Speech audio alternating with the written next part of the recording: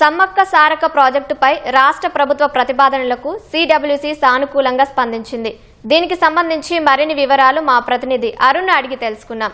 అరుణ్, చెప్పండి, కేంద్ర జల సంఘంతో రాష్ట్ర ప్రభుత్వ ప్రతినిధుల సమావేశం సారాంశం ఏంటి?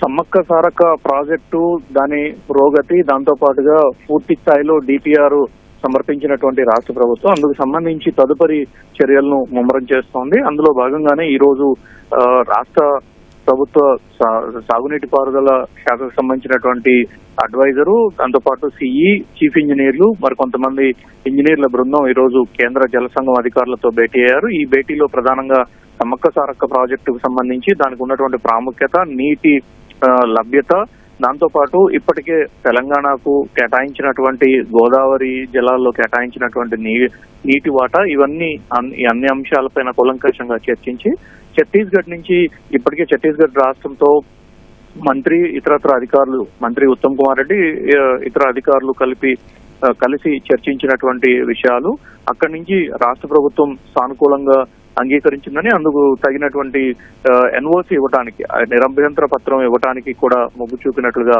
ఆ విషయాలన్నింటినీ జలసంఘం అధికారులకు వివరించారు. వీటన్నిటిని పరిశీలించినటువంటి అధికారులు రాష్ట్ర ప్రభుత్వ ప్రతిపాదనలకు కొంత సానుకూలంగా స్పందించినప్పటికీ ఛత్తీస్గఢ్ నుంచి పూర్తి స్థాయిలో సమాచారం రావటము, దాంతోపాటు ఛత్తీస్గఢ్ ప్రభుత్వం ఇచ్చేటువంటి నిరభ్యంతర పత్రం వచ్చిన తర్వాత మరో దఫా చర్చలు జరిపిన తర్వాత ఇందుకు సంబంధించిన సానుకూల నిర్ణయం తీసుకుంటామని చెప్పి అధికారులకు చెప్పినట్లుగా తెలిసింది.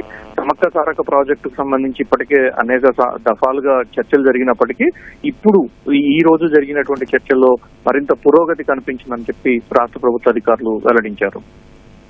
ధన్యవాదాలు అరుణ్.